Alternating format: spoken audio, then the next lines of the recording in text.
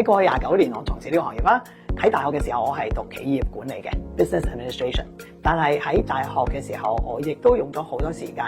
因為我個人對於心理啊，對於人嘅情緒啊，人嘅行為表現啦係好有興趣嘅，所以其實我係讀咗好多科係同戲劇有關嘅。喺一間喺美國好出名嘅一間叫做 Ontological Coaching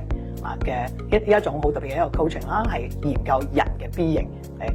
人係因為作為一個人係一個點樣嘅一回事咧，同埋我哋如果係一個全方位嘅人，我哋點樣可以作為一個教練可以令到呢個人可以有進步咧？同一時間咧，我亦都係北京大學心理學院專門俾導師嘅一個心理學嘅課程嘅畢業生嚟嘅，所以我哋都用咗好多時間嚟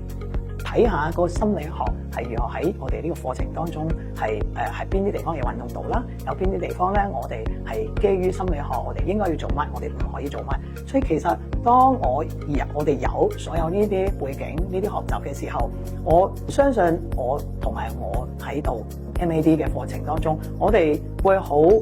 仔細，同埋我哋會有好有區分地知道我哋呢一個課程唔係淨係以前某啲人攞咗本書或者係攞咗某一個人嘅稿，我哋係照稿就咁樣讀。我哋大家都有心理學嘅背景，並且我哋知道邊啲嘢係喺課程當中係可以做，但係邊啲嘢咧係唔可以做，因為畢竟人嘅心理同埋身體嘅安全係最重要噶嘛。